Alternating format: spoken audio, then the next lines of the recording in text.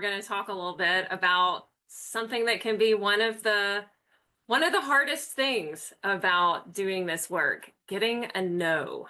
So, I mean, if you've been fundraising for any length of time, you've probably gotten a no. And if you haven't, then I personally would love to meet with you afterwards and find out what your secrets are, because in the years that I've worked in fundraising, I have lost count of the number of no's that I've received, and they've come in all different shapes and sizes and all different flavors and colors. So, out of curiosity, next slide, please, Trish. Out of curiosity, whenever you think of getting a no, what pops into your mind? Like, what's the word or the fear? You can unmute and share it, or you can share it in the chat box. But like, what's the first thing that pops into your head when you picture getting a no?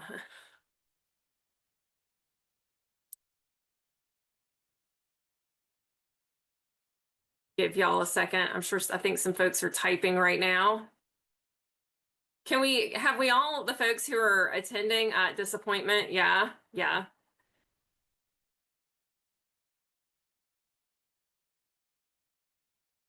Oh, yeah, like we internalize it. Oh, what did I do wrong? Did I read something wrong? Did I understand you wrong? Yeah, that's a pretty common reaction.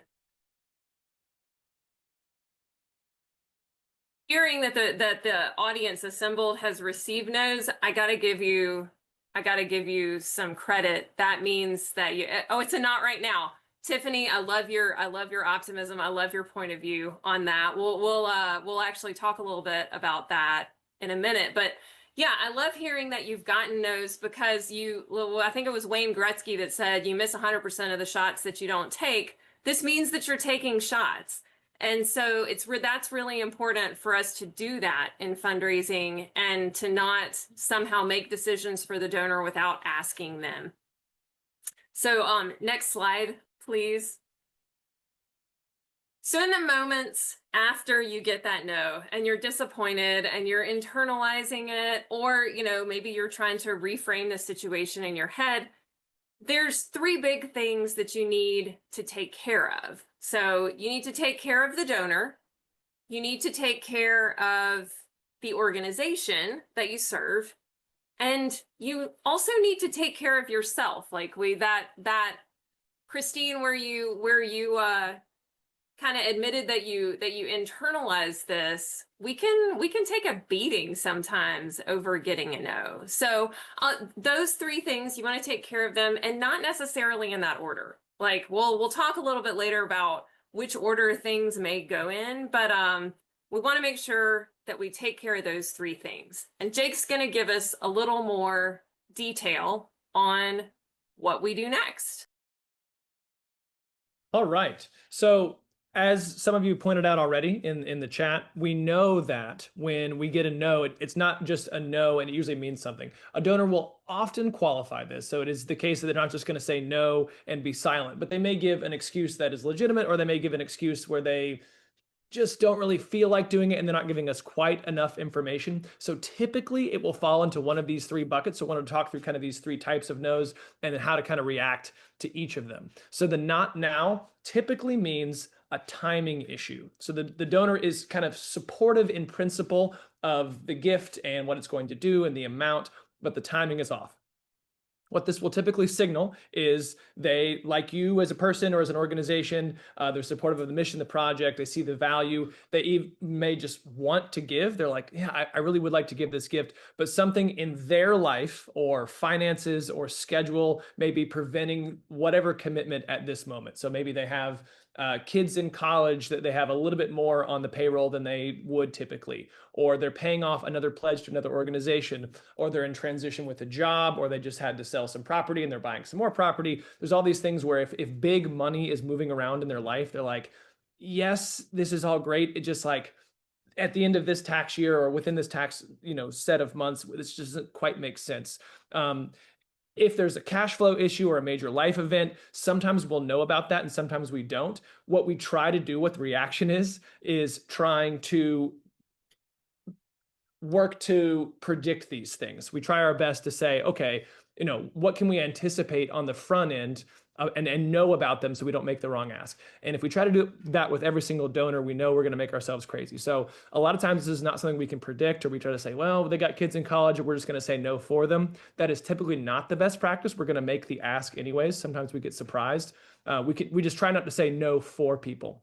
So the not now in some form typically means that it's the right thing, but it's just the bad timing. So you might say something like, totally understood. When would it make sense for me to reconnect? Could it be late spring or after your Q2 planning, or, at the end of the tax year or whatever? You want to set some sort of specific deadline. We'll talk about follow-ups, but this is I'm recognizing that you want to do this, and I'm just going to make sure I have a defined time frame on the back end where we can circle back on this.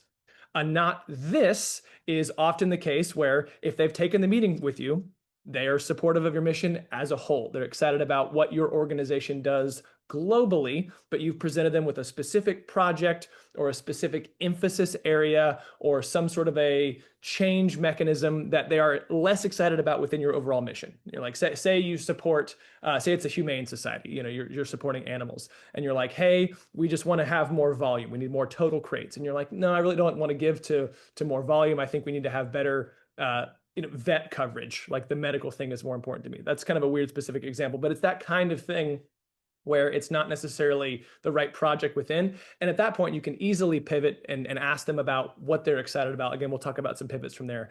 But the not this is probably one of the better no's, because it's like, we're close. They do want to give. They met with me. They know what this meeting's about. We're not sneaking up on these people. So they're considering some type of gift. We just haven't quite nailed the right ask. And it's okay, because we're never going to have that perfect. But what we can do is just literally ask them so that we can get more information and find something that's a better fit. The third is a not yet. Now, this is a little bit different than a not now. So typically not yet equates to a relationship issue. So that means the donor doesn't have enough clarity or trust or confidence in the project, the mission, the vision to make a commitment right now. They're not fully convinced of the impact. They don't understand the project well enough. Maybe they don't feel personally involved. People tend to give where they serve. So if they're not involved in volunteering in some way, they don't see the frontline work, they're not as excited about it typically, or something just hasn't clicked in the relationship yet. Maybe you asked too early, totally fine. It's not about timing, it's about readiness. So whereas in our first example, not now is about timing, not yet is about readiness. So what you can do to kind of appropriately set this up for the next step is more touch points, as you can follow up with them again, invite them for a tour. You can just get them more into the folds of the organization. You can do more clarity. You can define specifically what this gift is going to do and what kind of impact it has. Maybe you haven't gone over that quite yet. More connection to the outcomes. We love to talk about what we're going to buy with the money that we get, but we don't always talk exactly about what that's going to do for the charity or for the community. So we're going to go one more further step. And if we can work on these things, sometimes an ask down the road might be more successful, or we can even turn it around in that same conversation. But if we just haven't quite nailed the information yet, this is the thing that we're going to tend to get. Okay, next slide. So how you respond, we try to do it sort of in this order, not perfect, but if you have something you're like, I just need to know what happens when I get a no, here's kind of my flow chart of things. Here's I do these things sort of in this order. So we go thank, ask to stay in touch, seek feedback, offer alternatives. You can do some of these things, you can do all of these things, but here's what those things look like. When we thank someone, it's just always gratitude first, disappointment second, which is so tough because you so badly want this gift, you're excited about it, but we try to say always gratitude first, disappointment second.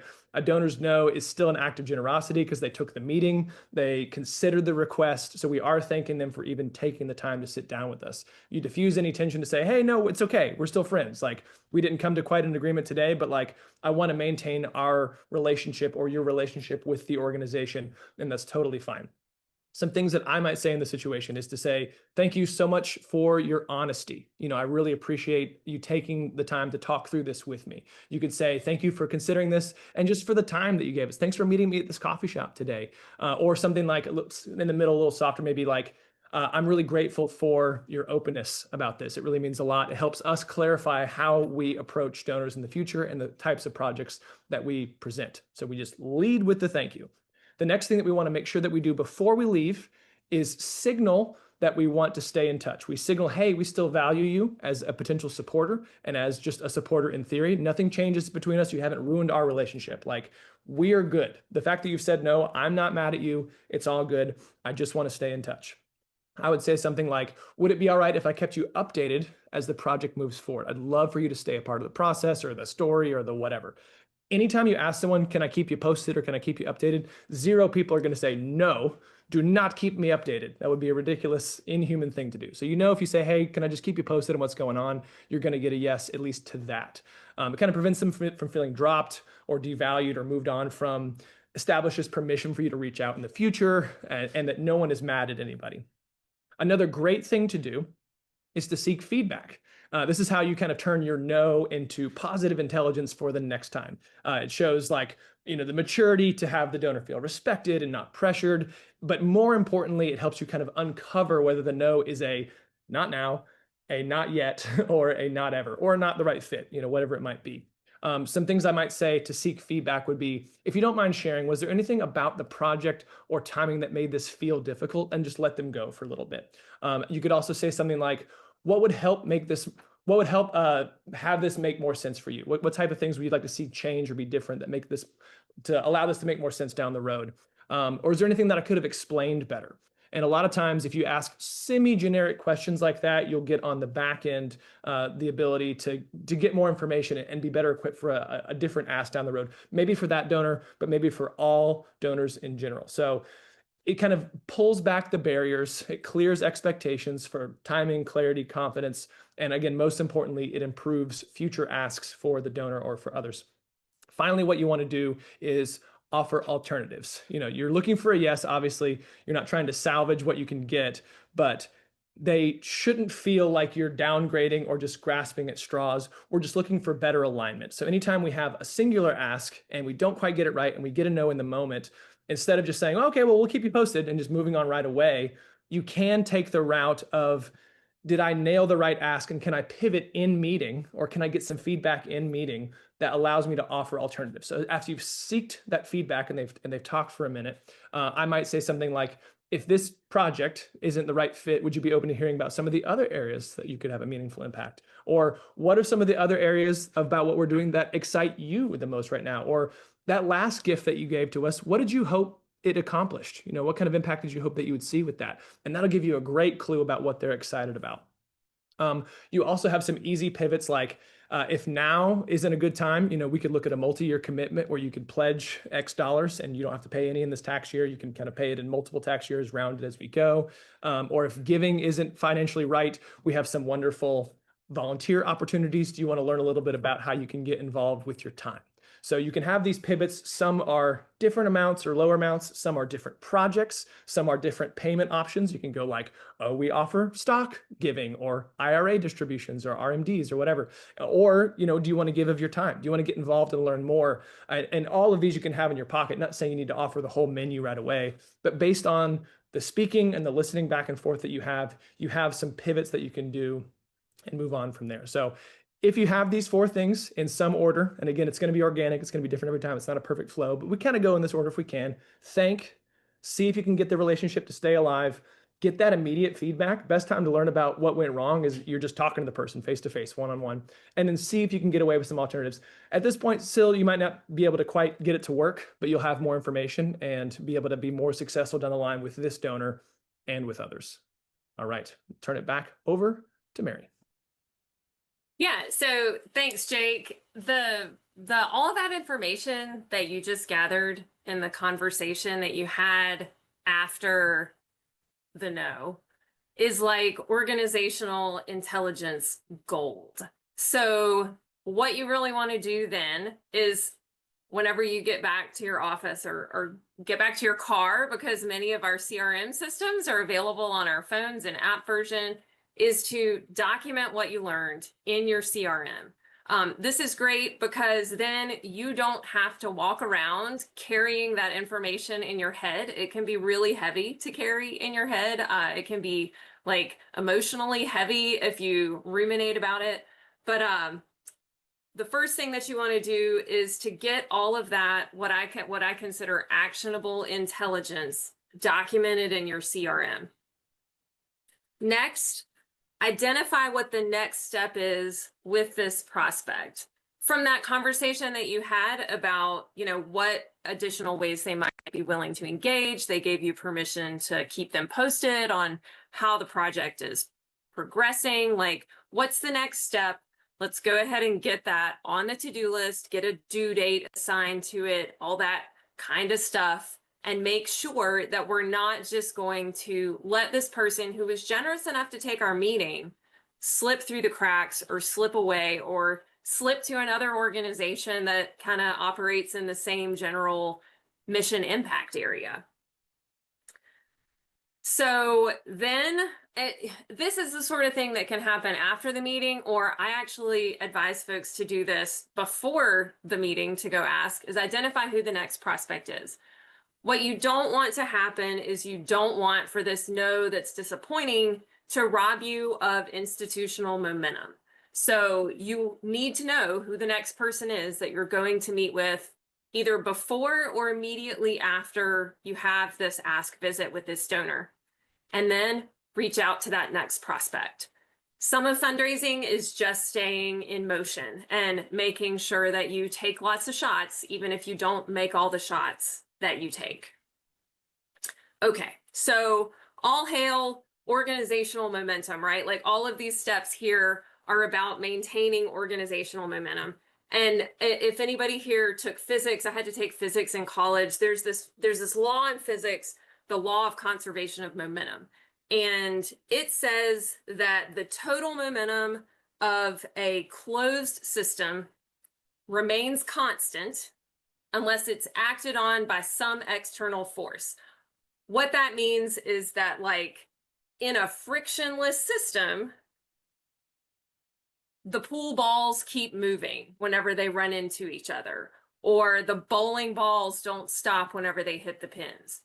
But I don't know about you, the fundraising systems that I've worked in, the relationships that I've worked with donors, there's friction there. And a no is definitely friction. And somehow you, fundraiser, you are supposed to be the one who keeps injecting energy into the system to combat that friction.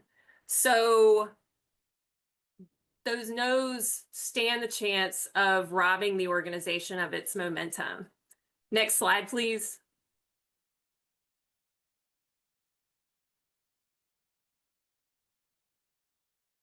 So what do we have to do? Well, we need to take care of you. And let's be honest, fundraising has a huge emotional labor component to it. There's actually a really interesting piece in the October magazine that the Association of Fundraising Professionals puts out that is about reclassifying fundraising as a caring profession. So caring professions are like social workers or nurses. And in professional training for social workers and nurses, they are given training and taught tools to help them manage the emotional labor of the work that they do and the way that it can just grind on you. So give yourself permission to feel it and then refocus. Like, think of this, it's professional maintenance. This is not some sort of weakness. Whenever somebody says no, yep, it stings. That's normal. What you want to do is reflect, recharge, and take some time to reset. Next slide, please. All right, so what's in your reflect, recharge, reset toolkit? Well, first of all, stop and depersonalize it. You know, whenever Christine asked her question in the chat earlier, did I read the timing or area wrong? One piece of her question was about timing and area. Jake talked about that. But one piece of her question says, did I read this wrong? Did I do something wrong? So, like, stop and take yourself out of it. Intentionally think and articulate that this is not about you. So I don't know if anybody was an SNL fan in the 90s, but there was a guy, Stuart Smalley, and he would stand in front of the mirror and say affirmations to himself. And it was like a joke back then, but it's become a really kind of normal thing for people to do now. And so, what you need to do is make sure that you're separating your self-worth as a fundraiser from this outcome. This might be something that you say to yourself as a ritual after every ask that you do. Like, I am a great fundraiser and people want to give to this cause that I serve. You could say that to yourself no matter the outcome. It would be a celebration sometimes and a reassurance other times. Second, reflect on it, but don't ruminate. So I love this word ruminate. I was introduced to it by a friend of mine who's a therapist, and I came from a background of learning about animal husbandry and wildlife at one point. And a rumen is actually like a cow's stomach.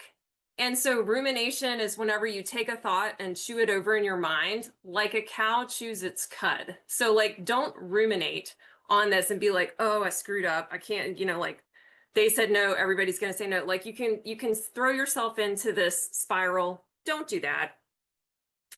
Don't chew your cud, but think about it and think about maybe what you could have done better. Maybe what you could have done to prepare more. Maybe if there were Karen, first class ruminator. Hey, takes one to know one. I appreciate your courage admitting that. Third, celebrate that you asked. Like, you miss 100% of the shots you don't take. You took a shot. That takes courage. And that's something that you should actually count. When you work with Pride and we talk about the metrics to track, one of the metrics that we tell you to track is the number of proposals and asks that have gone out. That's regardless of the answer that came back. Fourth, reset with peers. When I had a job where I was doing a whole lot of asking, I put together a team of friends and we named ourselves the Office of Not So Special Events.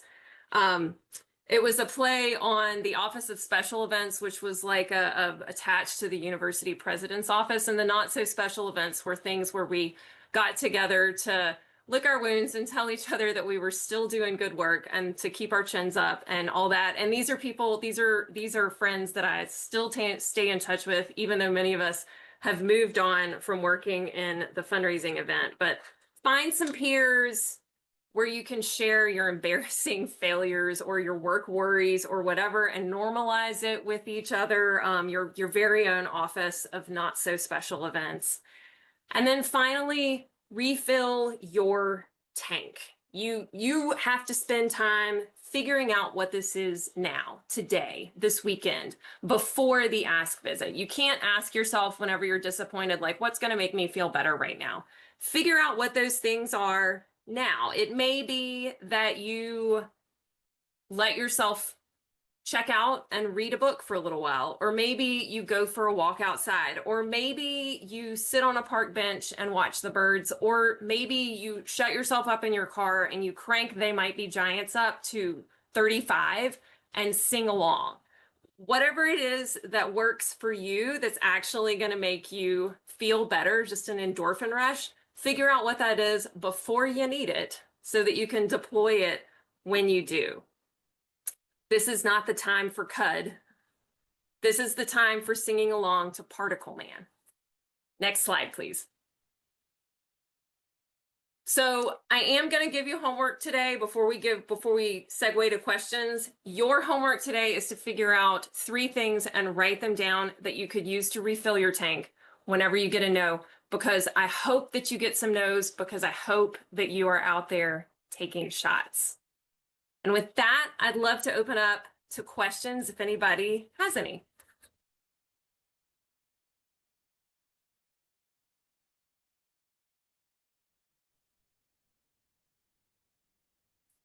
All right, we'll turn it back over to Jared as we're waiting on any final questions, who will see us out of here. All right. If you are already not a Pride client, you're interested in chatting from someone from our team, feel free to scan the QR code so we can learn a little bit more about your organization.